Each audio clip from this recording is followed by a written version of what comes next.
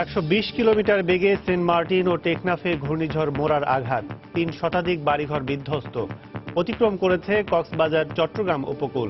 আশ্রয়কেন্দ্রে লাখো মানুষ।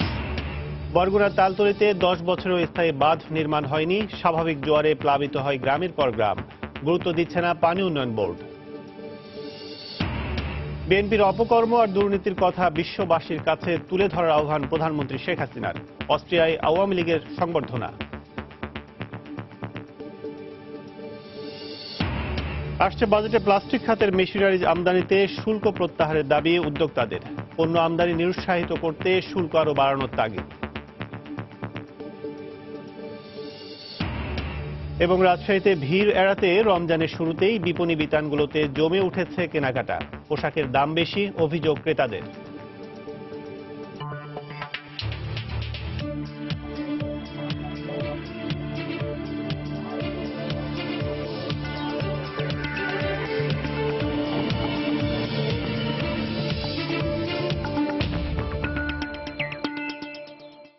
দেখছিলেন শিরোনাম। আমন্ত্রণ জানাচ্ছি দেশ ও দেশের বাইরের অর্থ বাণিজ্যের একটা খবর নিয়ে আমাদের নিয়মিত আয়োজন এ সময়ের বাণিজ্যে। আর আপনাদের সঙ্গে আছি আমি কাজল আব্দুল্লাহ। দর্শক, অর্থ বাণিজ্যের আগে জানিয়ে দিব অন্যান্য খবর। বঙ্গোপসাগরে সৃষ্ট ঘূর্ণিঝড় মোরা সেন্ট মার্টিন ও টেকনাফে আঘাত এনেছে। এতে সেখানে অনেক ঘরবাড়ি বিধ্বস্ত ও ব্যাপক ক্ষয়ক্ষতি হয়েছে। তবে এখনও কোনো হতাহতের খবর পাওয়া যায়নি। গতকাল থেকেই মোরার ক্ষতি থেকে বাঁচতে আশ্রয়কেন্দ্রগুলোতে অবস্থান নিয়েছে 1.5 লাখেরও বেশি মানুষ। ঘূর্ণিঝড় মোরা প্রচণ্ড বেগে অতিক্রম করে গেছে কক্সবাজার ও চট্টগ্রাম। এছাড়া মোরার প্রভাবে দেশের বিভিন্ন অঞ্চলে থেমে থেমে গুড়ি গুড়ি বৃষ্টির খবর পাওয়া গেছে। বইছে ঝোড়ো হাওয়া। বিস্তারিত ডেস্ক রিপোর্টে।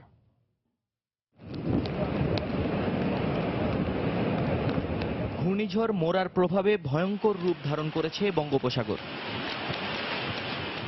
সকালে ঘন্টায় 120 কিলোমিটার বেগে সেন্ট মার্টিন ও টেকনাফের উপকূলে আঘাত হানে মোরা। এতে সেখানে কয়েক ফুট উচ্চতার জলোচ্ছ্বাসে 3 শতাধিক বাড়িঘর বিধ্বস্ত হয় এবং কয়েকশো মাছ ধরার ট্রলার ভেসে যাওয়ার খবর পাওয়া গেছে। বাতাসের তীব্রতায় উপড়ে গেছে বেশিরভাগ গাছ ও অধিকাংশ ঘরবাড়ি।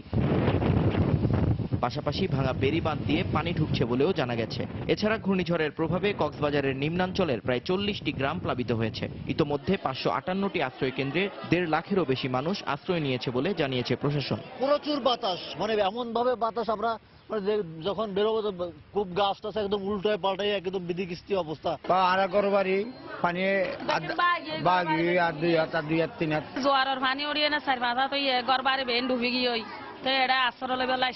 10 নম্বর সিঙ্গেল ভরানোর পরে তো পঞ্চায়েত গোড়া পঞ্চায়েত আছে তো যান বাঁচাবে বলা বলে আর আগে গিয়ে দিলে। একই অবস্থা চট্টগ্রামের পতেঙ্গাতেও। সকাল থেকেই ঝড়ো হাওয়া সহ বৃষ্টি হয় সেখানে। বন্দরে নতুন করে জাহাজ প্রবেশে নিষেধাজ্ঞা জারি করা হয়েছে। আবহাওয়া এবং ওয়েদারের খুব তাণ্ডব মিলে অলরেডি শুরু হয়েছে। বাঁশখালী আনোয়ারা উপকূলে পতেঙ্গার মতন অবস্থা। 3টা টিমকে রাস্তার যে গাছপালা পড়ে আছে এগুলো পরিষ্কার করে চলে আসছে।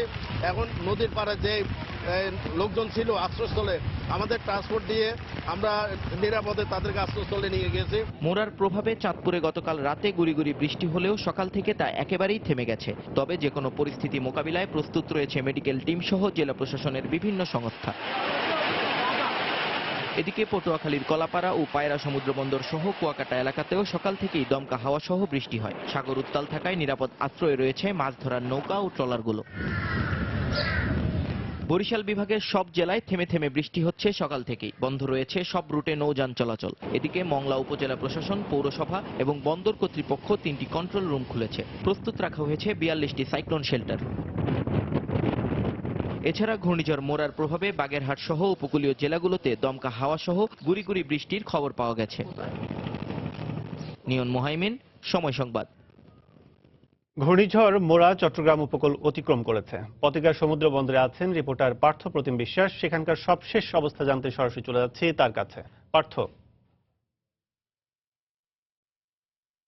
ঘূর্ণিঝড় মোরার যে তাণ্ডব, সে তাণ্ডব কিন্তু আমরা এখন চট্টগ্রামের যে পতেঙ্গা সমুদ্র সৈকত রয়েছে, এই পতেঙ্গা সমুদ্র সৈকতে দেখতে পাচ্ছি।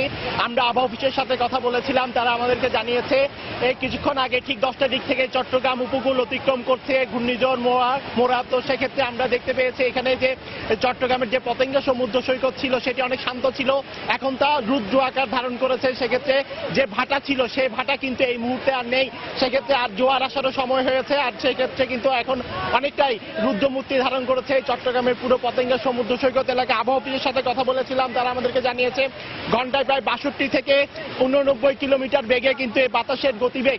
সেক্ষেত্রে তারা বলেছে বাতাসের গতিবেগ আরো কিন্তু বাড়তে পারে এবং 10টার দিকে কিন্তু চট্টগ্রামের যে পতেঙ্গা সমুদ্র সৈকত এবং চট্টগ্রাম যে বন্দর সেটি অতিক্রম করছে এই ঘূর্ণিঝড় যে মোরা। এটি কিন্তু নিম্নচাপে পরিণত হয়েছিল, সেটি কিছুক্ষণ আগে প্রদক্ষিণ করছে। যেহেতু প্রথমে কিন্তু তারা আমাদেরকে জানিয়েছে চট্টগ্রামের যে সেন্ট মার্টিন, এছাড়া টেকনাফ এটি অতিক্রম করেছিল, এরপর কক্সবাজারের কুতুবদিয়া অতিক্রম করেছে এবং এরপরেই ঠিক 10টার দিকে কিন্তু চট্টগ্রাম বন্দর অতিক্রম করছে। আর এরপরেই কিন্তু আমরা দেখতে পেয়েছি এখানে কিন্তু প্রচন্ড যে বাতাস, সেই বাতাস এখানে অনেকে তাণ্ডব লীলা চালাচ্ছেন। আপনারা দেখতে পাচ্ছেন আমার পিছনে এখানে যে দোকানগুলো রয়েছে, যে ঘরবাড়িগুলো রয়েছে, সেগুলো কিন্তু এখন অনেকটাই ফাঁকা হয়ে গেছে এই বাতাসের কারণে।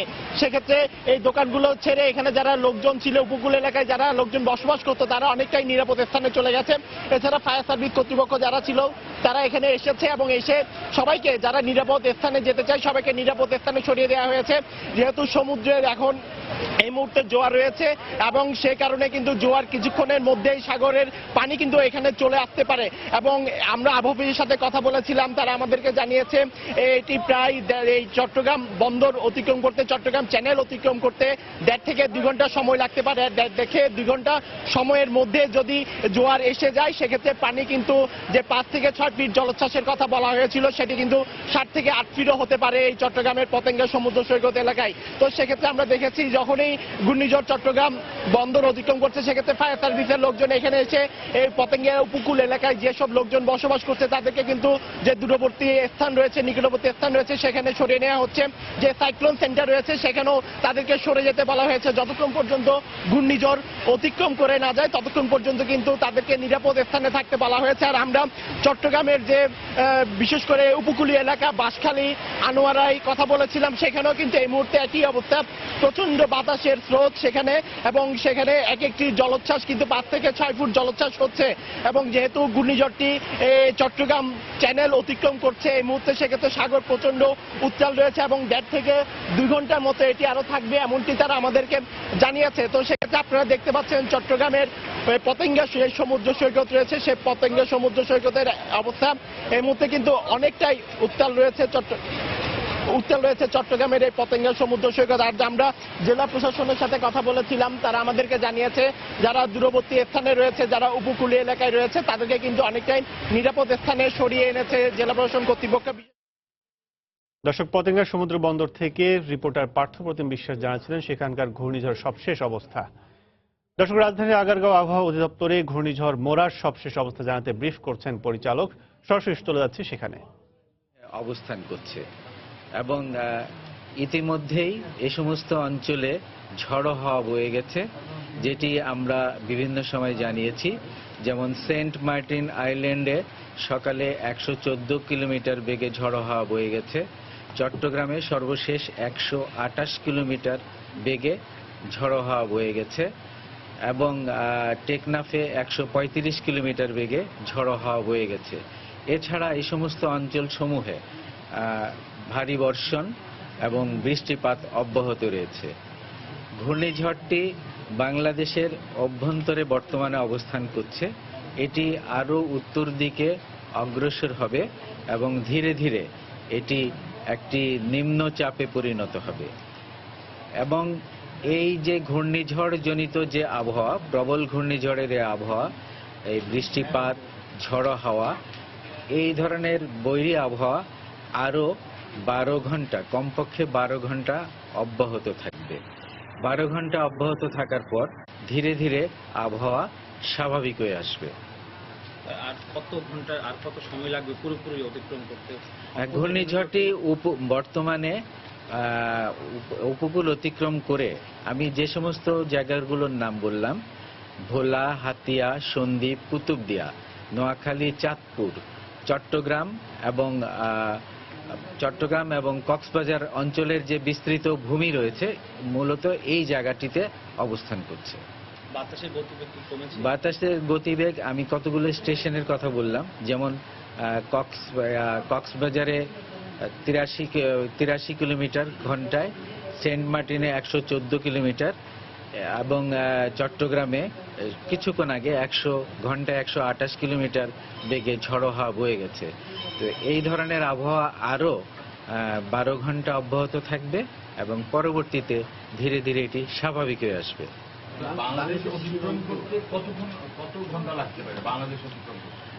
বাংলাদেশ মানে আপনি যদি বোঝাতে চান যে পুরো বাংলাদেশ, এটি তো কেন্দ্রটি এখন বাংলাদেশের ভূমিতে উঠেছে এবং বাংলাদেশের যে অঞ্চলগুলোর আমি নাম বললাম এখানে ঘূর্ণিঝড়ের কারণে ভারী বৃষ্টিপাত, ঝড়ো হাওয়া বয়ে যাচ্ছে।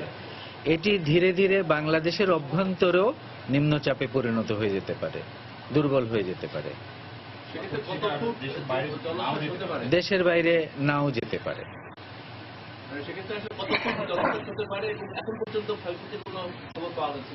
ক্ষয়ক্ষতির খবরটি আসলে আবহাওয়া অধিদপ্তর সংগ্রহ করে না, এটি দুর্যোগ মন্ত্রণালয় এবং জেলা প্রশাসন সংগ্রহ করে থাকে।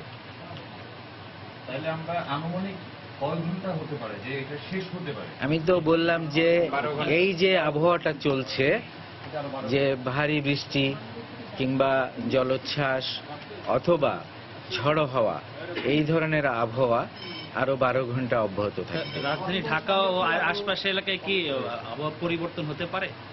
রাজধানী ঢাকা এবং আশপাশ এলাকায়ও যে বৃষ্টিপাত হচ্ছে, গত রাতেও বৃষ্টিপাত হয়েছে এবং মেঘের আনাগোনা ঘটেছে, এই আবহাওয়াটাও আসলে এই ঘূর্ণিঝড়ের কারণেই প্রভাবেই হচ্ছে।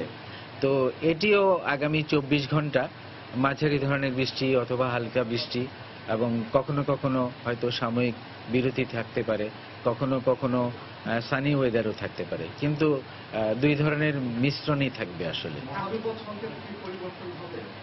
হ্যাঁ, মহাবিপদ সংকেতটি কেন্দ্রটি উঠে গেছে। আমরা আমাদের সর্বশেষ বুলেটিনে, যেহেতু এখনো একটি বৈরী আবহাওয়া বিরাজমান যেটি এই ঘূর্ণিঝড়ের কারণেই, তো প্রথমে আমরা আসলে মহাবিপদ সংকেতকে নামিয়ে দিব, সেটি আমরা আরো কিছু সময় নিব, কমপক্ষে 6 ঘন্টা সময় নিব। প্রথমে সেটি স্থানীয় সতর্ক সংকেত, মহাবিপদ সংকেত নামিয়ে স্থানীয় সতর্ক সংকেত দেখাতে বলবো। কারণ একটি বড় প্রবল ঘূর্ণিঝড় সমুদ্র অতিক্রম করে বাংলাদেশে এসছে। তো সমুদ্রে যে আবহাওয়াটি সেটি সেটেল হতে হবে, সেটি নরমাল হতে হবে। তো নরমাল হওয়ার জন্য কিছু সময় নেবে। তো ওই নরমাল হওয়ার সময়টুকুর জন্য আমরা 3 নম্বর সতর্ক সংকেত দেখিয়ে যেতে বলবো। তো সেটি কমপক্ষে আরো 12 ঘন্টার ব্যাপার রয়েছে। মূল আঘাত আমি বলেছি যে সকাল 6:30টায় এটি উপকূল অতিক্রম করা শুরু করেছিল, আজ সকাল 6:30টায়।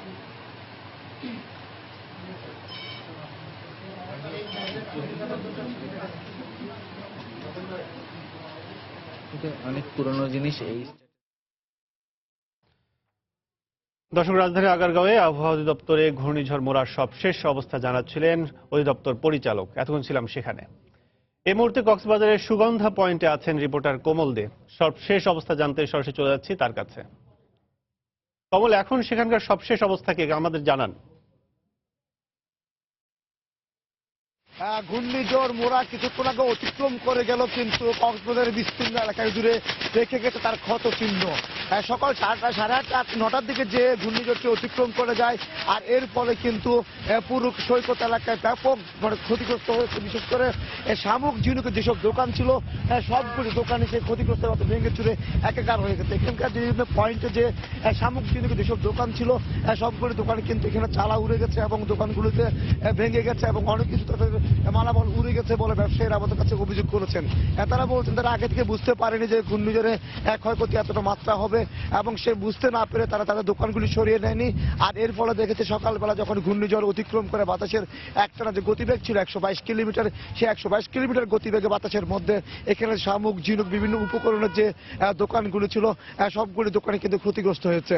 শুধু সুগন্ধা পয়েন্ট নয়, অন্যান্য যেসব পয়েন্ট রয়েছে কক্সবাজার সৈকতের লাবণী পয়েন্ট, কলাতলি পয়েন্ট, সবগুলো পয়েন্ট আমরা দেখেছি এই যেসব ব্যবসা প্রতিষ্ঠান বা দোকানপাট রয়েছে সবগুলো দোকানের যে মালামালগুলি ক্ষতিগ্রস্ত হয়েছে, উড়ে গেছে, বৃষ্টিতে ভিজে গেছে। এছাড়া সবগুলি বাতাসের মধ্যে সবগুলি যে চালা ছিল যে সবগুলি চালা উড়ে গেছে এবং সবগুলি দোকান ভেঙে চুরে একাকার হয়ে গেছে। আপনি জানেন যে আজ সকালে কিন্তু সর্বপ্রথম 6টায় সেন্ট মার্টিন উপকূল, এরপর 8টার দিকে করে টেকনাফ উপকূল এবং সর্বশেষ 9টার দিকে কক্সবাজার উপকূল অতিক্রম করা যায় কক্সবাজার ঘূর্ণিঝড় মোড়া। এবং ঘূর্ণিঝড় মোড়া অতিক্রম করার সময় কিন্তু ব্যাপক ক্ষতি সাধিত হয়েছে, বিশেষ করে উপকূলীয় এলাকাগুলিতে। যে দোকানপাট ছিল কক্সবাজার সৈকতে, আপনি জানেন যে 6টি পয়েন্ট রয়েছে, সেই 6টি পয়েন্টে কিন্তু এ ধরনের শত শত দোকান রয়েছে এবং সবগুলি দোকানে কিন্তু ক্ষতিগ্রস্ত, বৃষ্টি তাদের মালামাল ভিজে গেছে। একইভাবে তাদের চালা উড়ে যাওয়া কিন্তু মালামালগুলি সবগুলি ভিজে গেছে এবং আপনি দেখতে পাচ্ছেন যে ক্ষতির পরিমাণ তারা বলতে তাদের কয়েক জন প্রতি কয়েক লাখ টাকা করে মালামাল ক্ষতি হয়েছে বলে তারা আমাদেরকে জানিয়েছে। এরকম প্রায় 6টি পয়েন্টে কিন্তু এরকম শত শত দোকান রয়েছে এবং সবগুলি দোকানে এরকম চালা উড়ে তাদের মালামালগুলি ভিজে গেছে, এখনো প্রায় ভিজছে।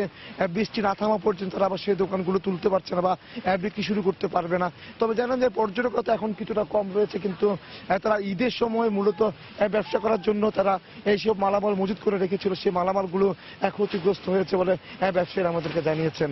এবং প্রচুর পরিমাণে ক্ষতিগ্রস্ত হয়। তারা বলেছে যে এর আগে যখন ঘূর্ণিঝড় হয়েছিল তাদেরকে ব্যাপক ক্ষতির মুখে পড়তে হয়েছিল এবং আবার দ্বিতীয়বার তাদের ক্ষতিগ্রস্ত হয়ে এবং যে ঋণ করে তারা দোকানগুলি গড়েছিল এবং ব্যবসায় বসে মাল তুলেছিল মালামাল, সেই মালামালগুলো তাদের আবার দ্বিতীয়বারের মতো ক্ষতিগ্রস্ত হয়েছে এবং সে কারণে তারা অনেকটা ঋণগ্রস্ত হয়ে পড়বে বলে তারা আশঙ্কা করছে। তারা বলছে তারা যে গতবার যে ঘূর্ণিঝড়, সেই ঘূর্ণিঝড় যে ক্ষতি তারা সে এখন তো খুশি উঠতে পারেনি।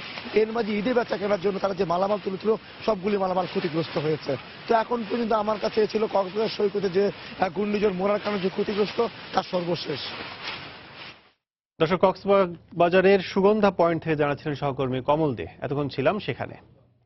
চলে যাচ্ছে পরের সংবাদে। বাংলাদেশের সমুদ্র তীরের আকৃতি ফানেল বা চোঙ্গার মতো হওয়ায় বারবার বঙ্গোপসাগরে সৃষ্ট ঘূর্ণিঝড়ের শিকারে পরিণত হয় এ ভূখণ্ড।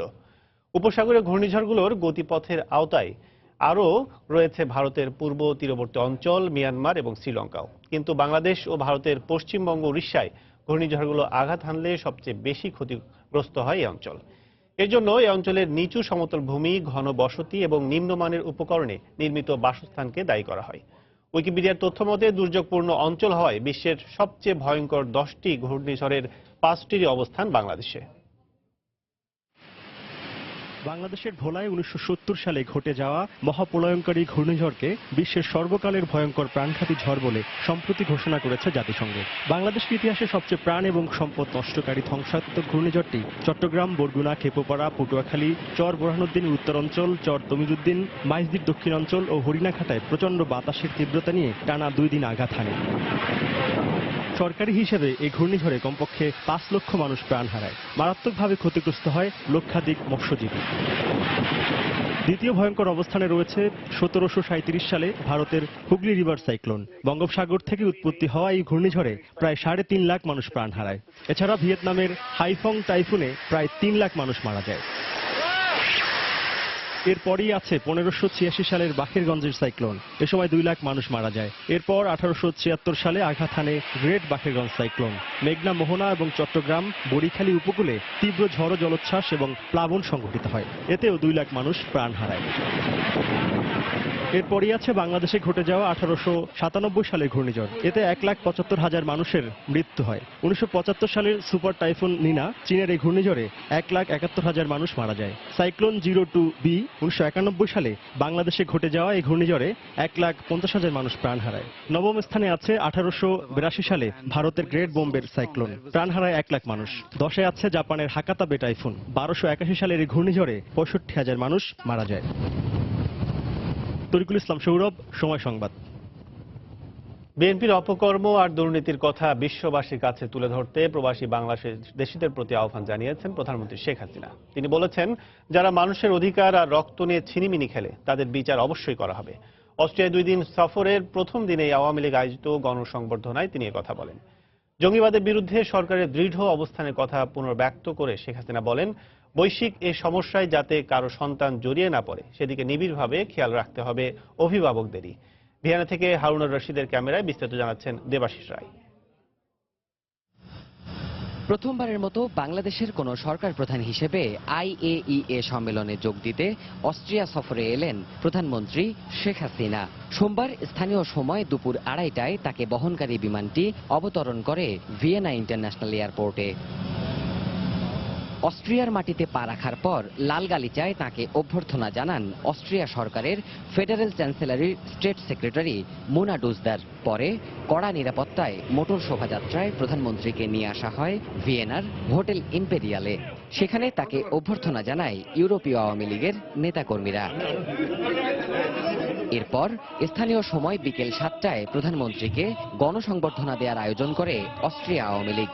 উপস্থিত ছিলেন প্রবাসী বাংলাদেশিরাও। দারিদ্র যা 50 ভাগ ছিল আজকে তা 22 ভাগে আমরা নামিয়ে এনেছি।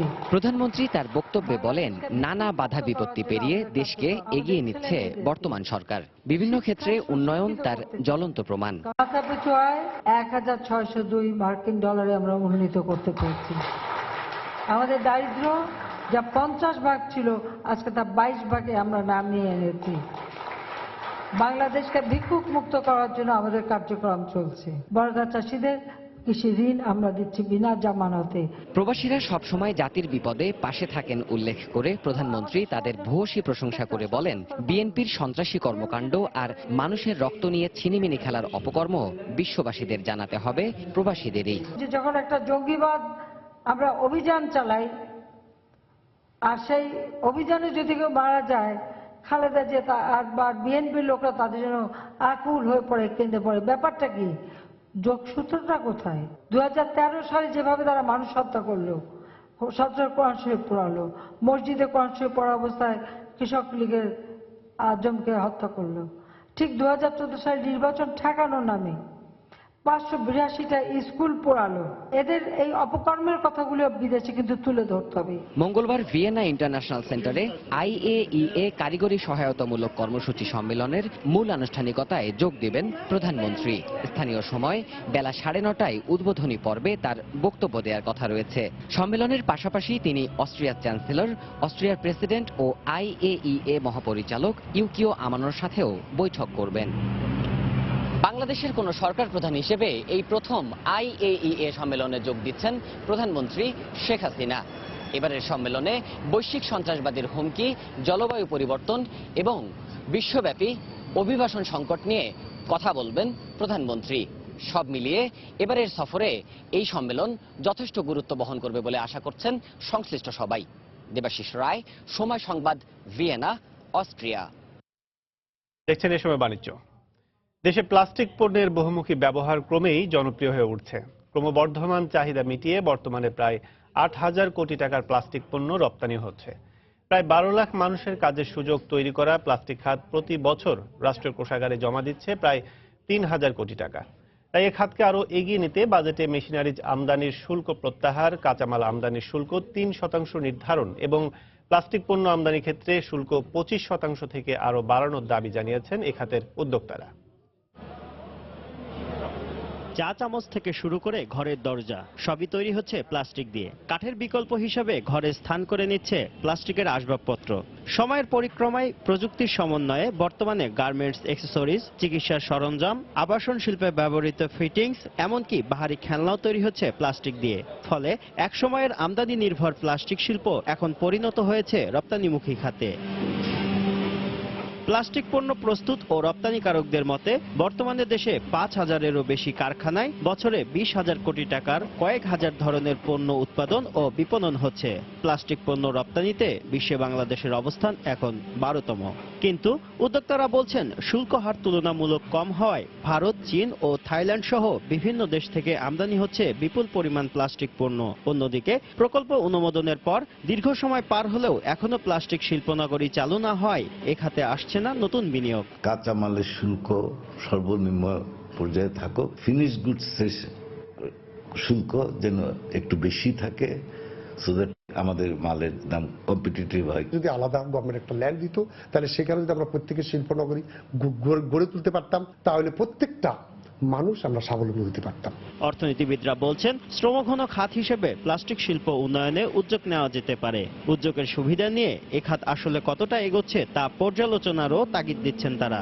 সম্পূরক শুল্কের মাধ্যমে যে শিল্প সহায়তা দেওয়া হয় সেটি সুনির্দিষ্ট সময়ের জন্য দেয়া, এবং সেই সময় পার হয়ে গেলে সেটি একটি মূল্যায়ন করে দেখা যে এই সময়কালে ওই সুবিধা দেওয়ার পরে ওই শিল্পের কোনো কার্যকর উন্নতি হয়েছে কিনা। প্লাস্টিকের জন্য যে ঘোষিত শিল্প নগরী সেটি হস্তান্তরের ব্যাপারে আমার মনে হয় যে অনতিবিলম্বে সিদ্ধান্ত প্রয়োজন। পরিবেশের ওপর প্লাস্টিক বর্জ্যের নেতিবাচক প্রভাব বিবেচনা করে পুনরায় তা ব্যবহার উপযোগী করার প্রক্রিয়া জোরদারে সুনির্দিষ্ট নীতিমালা আর বিনিয়োগ বাড়ানোর পরামর্শ অর্থনীতিবিদদের। শুভ খান, সময় সংবাদ, ঢাকা। খাতভিত্তিক সঠিক পরিকল্পনার অভাব এবং মন্ত্রণালয়গুলোর মধ্যে সমন্বয়হীনতার কারণেই বাজেটের পুরো বরাদ্দ কাজে লাগানো সম্ভব হয় না। তাই প্রকল্প ভিত্তিক ব্যবস্থা থেকে বের হয়ে এসে বিভিন্ন খাতের উপর নেয়া মহাপরিকল্পনা ভিত্তিতে বাজেটের অর্থ বরাদ্দ দেওয়ার সুপারিশ করেছে পরিবেশ বাঁচাও আন্দোলন পবা। গতকাল পবা কার্যালয়ে আয়োজিত গোলটেবিল আলোচনায় এমন মতামত দেন সংস্থাটির চেয়ারম্যান আবু নাসের খান। পবার পক্ষ থেকে বলা হয়, কর জিডিপি অনুপাত যেমন গুরুত্বপূর্ণ, তেমনি গুরুত্বপূর্ণ কর পরিষেবা অনুপাতও। মানুষ যে পরিমাণ কর দেয় সে অনুযায়ী সরকার কি পরিমাণ সেবা দিচ্ছে তা পরিষ্কার না হলে মানুষ কর দিতে উৎসাহিত হবে না বলেও মত দেন তারা। বাজেটে বরাদ্দ ব্যয় সামগ্রিক উন্নয়ন নিশ্চিত করছে কিনা তাও বিবেচনায় নেয়ার আহ্বান সংগঠনটির। সেই সঙ্গে আসছে বাজেটে স্বাস্থ্য, শিক্ষা ও যোগাযোগ অবকাঠামোকে সর্বোচ্চ গুরুত্ব দেওয়ার আহ্বান জানায় সংগঠনটি।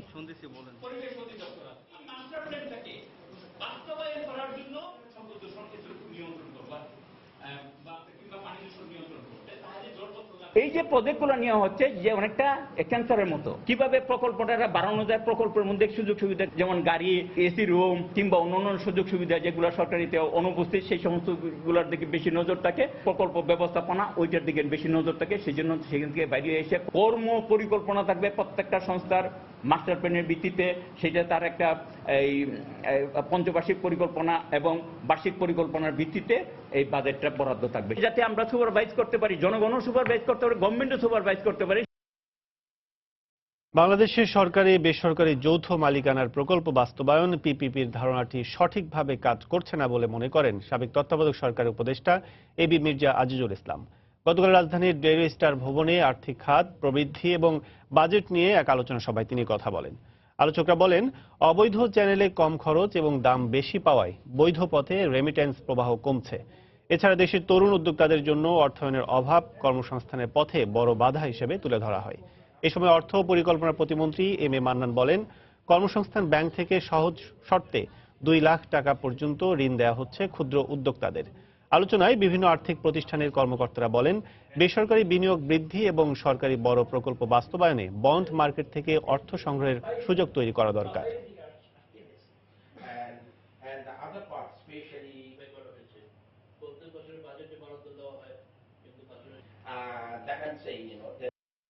কেউ হয়তো বলবে যে এই যে কুইক রেন্টাল এটাও পিপিপি বা ইন্ডিপেন্ডেন্ট পাওয়ার প্রডিউসার পিপিপি, এখানে কোনো রিস্ক দেখি না আমি। আবার সরকারের কোনো ফান্ডিং নাই, ফান্ডিং ইজ ওয়ান ওয়ে, এবং there is no market risk, কারণ government is a captive buyer.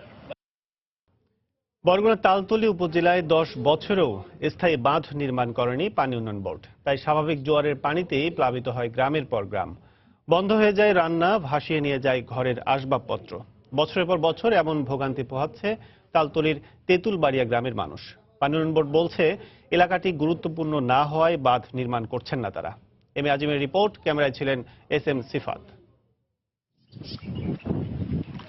2007-এ ঘূর্ণিঝড় সিডরের তাণ্ডবে তালতলী উপজেলার তেঁতুলবাড়িয়ার এ বাঁধটির বেশ কিছু অংশ সম্পূর্ণ বিধ্বস্ত হয়। এরপর নদীর ক্রমাগত ভাঙন বাঁধটিকে জরাজীর্ণ করেছে আরও। বাঁধ সংলগ্ন অনেক পরিবার আজ ভিটে ছাড়া। প্রতি মাসে অমাবস্যা ও পূর্ণিমার সময় নদীতে বাড়ে জোয়ারের পানি। 4 থেকে 5 দিন ঘরবাড়ি, রাস্তাঘাট সবকিছু তলিয়ে থাকে জোয়ারের পানিতে।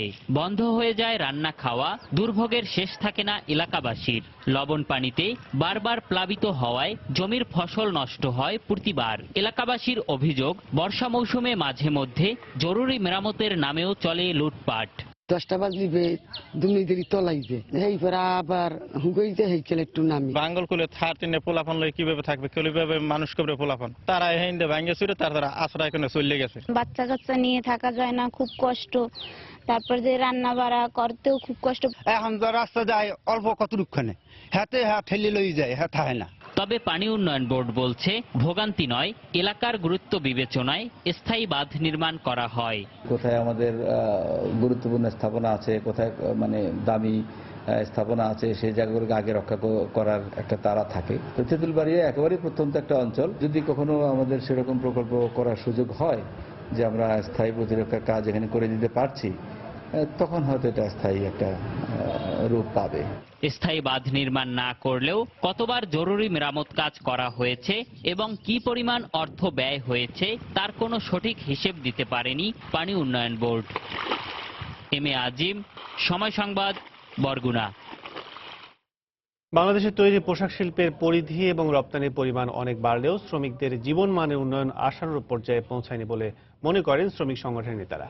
শ্রমিকদের অধিকার রক্ষায় এখনও সব কারখানায় সংগঠন করা যায়নি বলে অভিযোগ করেন তারা। গতকাল রাজধানীর কারণ বাজারে ডেইলি স্টার ভবনে বিশ্ব বাণিজ্য সরবরাহ ব্যবস্থায় বাংলাদেশের শ্রমমান নিশ্চিত করতে করণীয় বিষয়ক আয়োজিত এক সেমিনারে তারা এসব কথা বলেন। এ সময় আলোচকরা তুলে ধরেন বাংলাদেশের শ্রমিকদের মজুরি বিশ্বের সর্বনিম্ন, সেই সাথে এখনও সব জায়গায় নিয়মিত বেতন এবং ওভারটাইম নিশ্চিত করা যায়নি। শ্রমিক নেতারা আরও বলেন, দেশের শিল্প প্রতিষ্ঠানের মালিকদের বেশিরভাগই রাজনীতিবিদ এবং অনেকেই সংসদ সদস্য। তাদের মতে এই কারণে শ্রমিক বান্ধব নীতি প্রণয়ন বাধাগ্রস্ত হয়।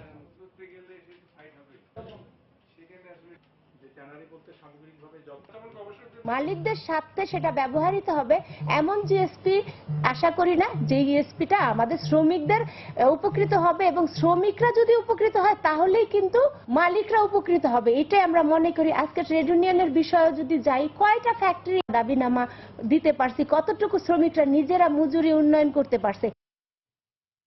চলতি বছরের 1 জানুয়ারি পর্যন্ত হিসাবে দেশের মোট জনসংখ্যা 16,17,50,000। গতকাল রাজধানীর শেরেবাংলা নগরে পরিকল্পনা মন্ত্রণালয়ে বাংলাদেশ পরিসংখ্যান ব্যুরো সবশেষ প্রকাশিত প্রতিবেদনে এ তথ্য উঠে এসেছে। প্রতিবেদনে আরও বলা হয়েছে, 2012 থেকে 2016 এই 5 বছরে দেশে মৃত্যুহার কমেছে 0.25%। 2016 সালে দেশে মৃত্যুহার কমে দাঁড়িয়েছে 1.78%। এছাড়া বছরে 0.44% হারে গত 5 বছরে মানুষের আয়ুষ্কাল বেড়েছে 2.2 বছর। রাজশাহীতে ভিড় এড়াতে রমজানের শুরুতেই বিপণী বিতানগুলোতে কেনাকাটা করছেন অনেক ক্রেতা। তবে পুরোদমে বেচা কেনা শুরু হতে এখনো 2 সপ্তাহ সময় লাগবে বলে মনে করেন বিক্রেতারা। ক্রেতাদের অভিযোগ, পোশাকের দাম বেশি, তবে বিক্রেতারা পোশাকের দাম বাড়ার নানা কারণ তুলে ধরছেন। আব্দুল সালামের তোলা ছবিতে বিস্তারিত সাইফুর রহমান রকির রিপোর্টে। রমজানের শুরুতে রাজশাহী নগরীর বিভিন্ন বিপণী বিতানগুলোতে বাড়ছে ক্রেতাদের আনাগোনা। আরডিএ ও নিউ মার্কেটে ঈদে সব বয়সী ক্রেতাদের মাথায় রেখে বাহারি রং আর নানা ডিজাইনের বৈচিত্র্য ছেয়ে গেছে পোশাকে। ক্রেতারা বলছেন, সপ্তাহ দুয়েক পর ভিড় হবে, তাই দাম দর করে আগেভাগে ঈদের কেনাকাটা সেরে ফেলছেন তারা। আধুনিকতার ছোঁয়া আর গুণে মানে ভালো হওয়ায় প্রতি বছরের মতো এবারও নারীদের পছন্দের তালিকার শীর্ষে সুতি ও সিল্কের তৈরি শাড়ি, থ্রি পিস, ফ্রক আর ছেলেদের পছন্দ শার্ট, প্যান্ট ও বাহারি রঙের পাঞ্জাবি। ছোট বাচ্চাদের কিডসের বা চাইনা, দেশি বিদেশি সব মিলে আসছে, নতুনত্ব কিছু হয়েছে। সুতির উপরে কাস্টমার বেশি মনোযোগ দিয়েছে, তারপরে টাঙ্গাইল সিল্ক, তারপরে মিরপুরি সিল্ক। এই সময় একটু ভিড়টা কম থাকে, লোকজনের গ্যাঞ্জামটা কম, জিনিসপাতি ধীর স্থিরভাবে ভালো জিনিসপাতি একটু কেনা যায়। পরে আসলে ভরা অনেক ভিড় হয়, অনেক সময় টাইম দিতে পারে না দোকানদারে, আমরা আগে এসে সব কিছু বাজার করছি। তবে রমজানের প্রথম দিকে রেডিমেডের চেয়ে পিস কাপড়ের দোকানগুলোতে বেশি ভিড়। এখান থেকে ক্রেতারা পছন্দ মতো কাপড় কিনে বানিয়ে নিচ্ছেন ঈদে মানানসই শখের পোশাকটি। শার্ট দেখলাম, প্যান্ট দেখলাম, পাঞ্জাবি নতুন নতুন আসছে, অনেক দোকানে উঠছে, ভালো লাগতেছে। পিস কাপড়গুলো কিনলে সুবিধা হয় যে নিজের পছন্দ মতো সাইজ মতো করে নিতে পারবো। ঈদের জন্য যথেষ্ট ভালো কালেকশন আছে আর কি।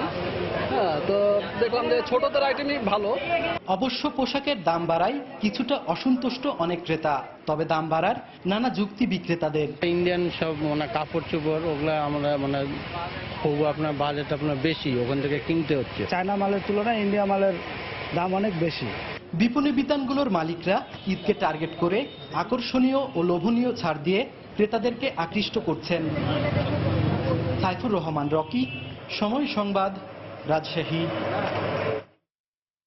টিসিবির খোলা ট্রাকে পণ্য বিক্রি কার্যক্রমে পণ্যের পর্যাপ্ত সরবরাহ নেই।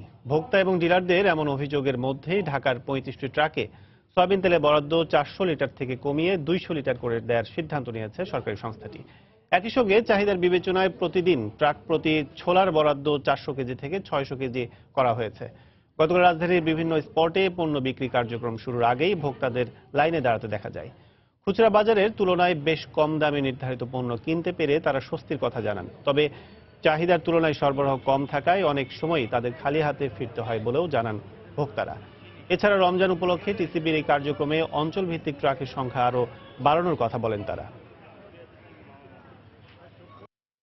সবগুলা হয়তো পাওয়া যায় না, কি একটা পাইলে আরেকটা পাওয়া যায় না, কম কম মাত্রা আসে আর কি। চিনি নাই, হয়তো দেখা যায় যে বুট নাই। আমি 2 দিন যে লাইন ভেঙে চলে যাইছি। বাজারে চিনি হইল 70 টাকা, এনে পাইলাম 55 টাকা। টিসিবি বরাদ্দ আমাদের দিচ্ছে যেটা, সেই পণ্যটা পরিমাণ আসলেই কম। তেলের দরকার এখানে বেশি পাইছি 200 কেজি, 200 লিটার। তো 200 লিটার তো ধরেন কয়জন লোকে পায়? 20 জন লোকে। তেলের পরিমাণটা সবাইকে সমান হারে দেওয়ার জন্য সারা বাংলাদেশ সব জায়গায় 200 লিটার করে দেওয়া হয়েছে। পাশাপাশি 200 কেজি করে আমরা সোলার পরিমাণ বাড়িয়ে দিয়েছি। দেশের বাইরে অর্থ বাণিজ্যের খবর। কম্পিউটারের সমস্যা দেখা দেয় ব্রিটিশ এয়ারওয়েজ বিশ্বব্যাপী ফ্লাইট শিডিউলের বিপর্যয়ের কারণে তৃতীয় দিনেও যাত্রী ভোগান্তি অব্যাহত রয়েছে। বিশ্বের অন্যান্য দেশে ব্রিটিশ এয়ারওয়েজের বিমান চলাচল স্বাভাবিক হলেও লন্ডনের হিথ্রো বিমানবন্দরে 1/3 ফ্লাইট বাতিল করা হয়। এতে বিপাকে পড়েন হাজারো যাত্রী। আইটি সিস্টেমে বিদ্যুৎ বিভ্রাটের কারণে এই বিপর্যয় নেমে আসে বলে ধারণা ব্রিটিশ এয়ারওয়েজ কর্তৃপক্ষের। অনাকাঙ্ক্ষিত এই ঘটনার জন্য যাত্রীদের কাছে ক্ষমা প্রার্থনা করেছেন তারা। পাশাপাশি ফ্লাইটের সময়সূচি সম্পর্কে খোঁজ নিয়ে হিথ্রো বিমানবন্দরের পথে রওনা হওয়ার পরামর্শ দেওয়া হয়েছে। এছাড়া ফ্লাইট বাতিল কিংবা বিলম্বিত হওয়ার কারণে হিথ্রো বিমানবন্দরে আটকে পড়া যাত্রীদের বিনামূল্যে পানি ও খাবার সরবরাহ হচ্ছে বলে জানান বিমানবন্দরের একজন মুখপাত্র।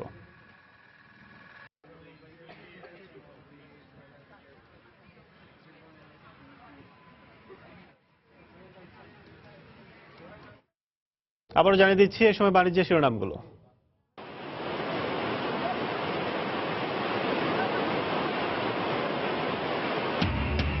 $120 কিলোমিটার বেগে সেন্ট মার্টিন ও টেকনাফে ঘূর্ণিঝড় মোরার আঘাত, 3 শতাধিক বাড়িঘর বিধ্বস্ত, অতিক্রম করেছে চট্টগ্রাম কক্সবাজার উপকূল, আশ্রয়কেন্দ্রে লাখো মানুষ।